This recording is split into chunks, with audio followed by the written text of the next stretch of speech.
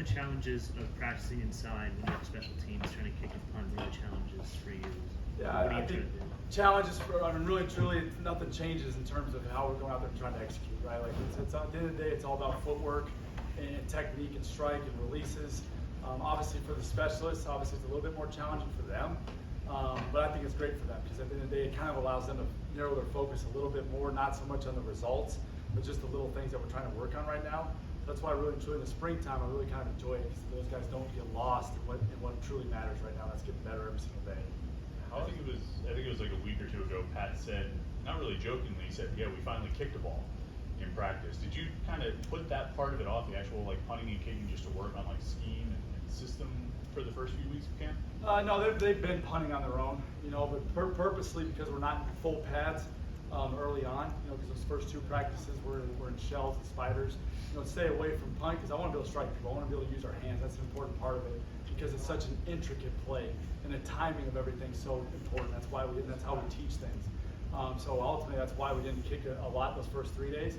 But now, I mean, Junker's punted over 100 balls. We've charted over by 150, and he's doing a really, really outstanding job. You know, our snappers are doing a phenomenal job, both Nico and Uba. So I'm really fired up where those guys are at right now. Are there any young guys, like, you know, you guys always got to find gunners and guys that put on the line, that get down the field and hustle. Are there any young guys that are standing out and fighting their way into more prominent roles in your special team teams? Absolutely. You know, I think there's a really great culture right now that we're building, and it starts with the coaching staff. Like, it takes an army to be great on special teams. It takes everybody in this facility, the equipment staff, right? Myself, our special teams GA Danny, and across the board. And so right now, I think we've got a great culture of energy in our special teams meetings every single day, and it's translating out on the field. And it's not coming from just the youth, right? Like, there's older guys that are proven players that are so bought in right now in ST, and that pulls those younger guys along. And I would say right now, I mean, I know Cruz Brookings, he's going to be a phenomenal football player across the board. He's doing a great job, competitive. He's one of our top pack point guys right now. You know, Nigel Maynard's doing a really, really good job. Talking about a kid that should be going to prom probably here this week, and he's been bought in and he's flying around. Some of our younger receivers are starting to do some more and more things and flash a little bit more. So, you know, I'm excited about the entire room, not just the young guys. How key are those veteran guys bought into special teams, just to tell the ones coming in, like, hey, this is important, there's a role here, you can obviously boost what you're doing? It's huge, you know, and across the board, what we teach in special teams is it's about those transferable skills. Right? Like, when we're on that football field, we're becoming a better football player. You know, make no mistake about that.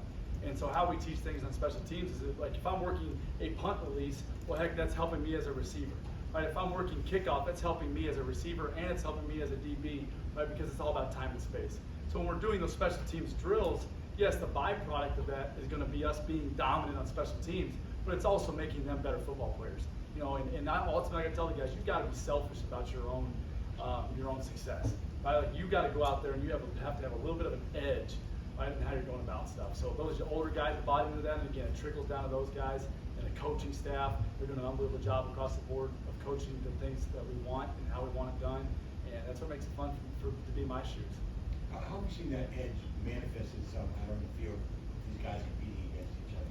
Yeah, I think this year, from what I've heard, there's a lot more competition, you know, in how we do special teams, and so that's how that edge is going to be developed. You know, because at the end of the day, right, special teams is a lot of time and space. It's huge chunks of yardage that's being exchanged every time we step onto that field, and it's about winning your one-on-one matchup. Right? You take a little box around yourself, a little Madden circle around yourself. It's about winning that matchup. You know, and so that's where then it comes all down to technique and effort. Right? So that's where that edge is developed. Right? It's developed within your technique, belief in your technique, and then going out there and just playing 100 miles an hour and cutting it loose. Given all the experience and success that Ben has had, does it almost feel like you don't really have to worry about him a whole lot and you kind of let him do his thing? Yeah. No, I think Ben, I'll tell you what, Ben, it's been a true pleasure to get to be around Ben.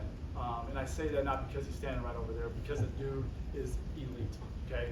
Make no mistake about it, dude's the best kicker in the United States of America. That's a fact, right? And I see it every single day. It's been so fun to be a part of for him. And I'm so excited for what he's about to do. And ultimately, like, he's the leader of our specialist room, and that's what you're starting to see from those guys. Because he has such a confidence about himself. Talked about it last night up in my office. Like, he's been through so many different things, ups and downs. Well, guess what? That's set him up to have such a great year right now. You know, all those ups and downs. And that's what he's done because he's learned from it. Right? That's what makes him different. How have you seen him kind of help the younger guys? He's a selfless human being, you know, and that's what makes him such a great leader. He's part of our Eagles committee that Coach Narduzzi and our players vote on, and that says a lot for specialists to be a part of that, you know. And so he's selfless. He's always trying to help those guys, you know. And that's the thing about it. I always challenge older specialists. Like, they know exactly what they need to do and how they need to do it. So I always challenge them to kind of help those younger guys because they're going through a lot. You know, the operation time's a lot faster. You know, the pressure's a lot faster out in practice. They feel that more. And so to have an older guy that's been through so much, I mean, they need to be sponges. If they're not sponges, that's on them. What do you feel you've learned from your tight end room at this point? That they love football. You know, they love football. And that's, I'm so appreciative of that. Because ultimately, I wasn't the one that brought in a lot of those guys. Man, they love getting better. They love being coached. And they love being coached hard, too. Because ultimately, in our offense, there's a lot on the plate right now. You know, and Coach Bell's aggressive, and I love it. And they love it, right? Because ultimately, if we go out there and we're timid and we're not embracing the challenge and the grind and the toughness of everything, then we're cheating ourselves, you know. And so that's what they've really adopted right now, and they love that part of it. They love the process of that, and that's been really fun to coach. Have any of them surprised you at all? You know, Jake Rinda continues to surprise me every single day with his attempt to be physical. You know, he's a really, really athletic dude. You know, Gavin's surprised me in just his feel for route running. He's getting better and better every single day because I think that's something he needs to improve at. He knows that, and he's doing that. And then, you know, Jake Overman's, he's kind of surprised me a little bit with just his intent and his pop as well into contact. And then, you know, Josh Altman. I mean, golly, a local kid that, I mean, he will throw his body on the line every single day. You know, he wakes up and eats glass, I think, every morning, and makes it fun to coach. What's the big challenge that you had? Like a lot of the talk from last year and the year before was getting Gavin more involved, getting him more targets. What's your role as a tight ends coach when it's a new offense and you're trying to get people used to the offense, but your role as far as helping Cade say like, hey, here's ways to get Gavin in better spots?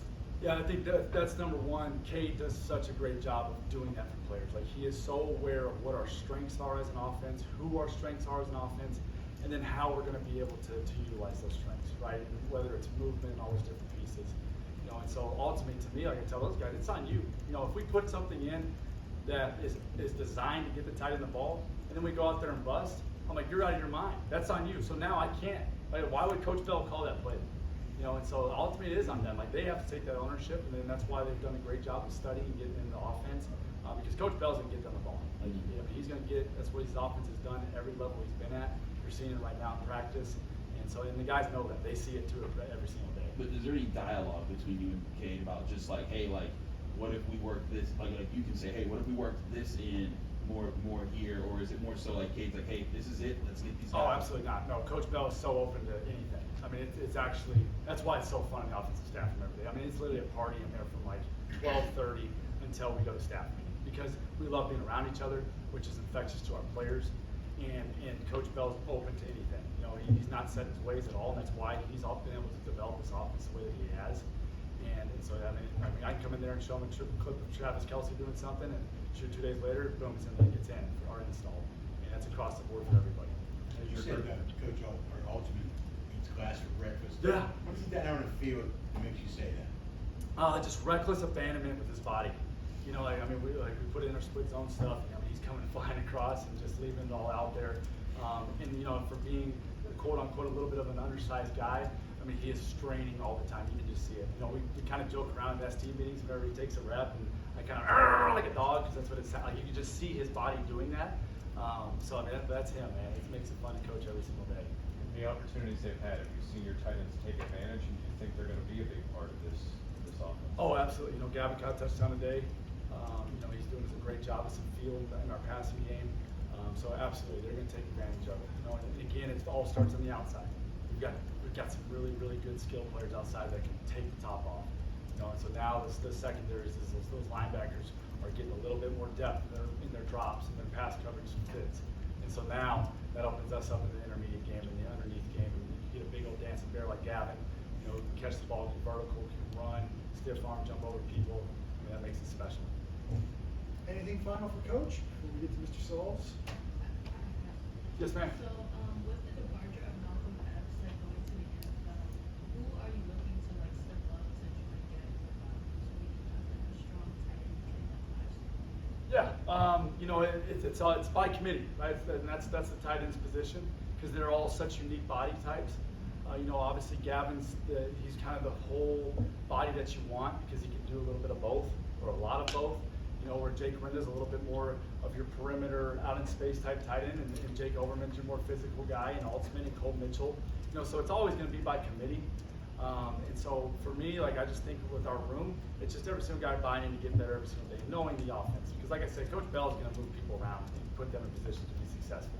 So it's on us to make sure we know the ins and outs of all that, so we can go out there and execute. Coach, thank you very much. Absolutely.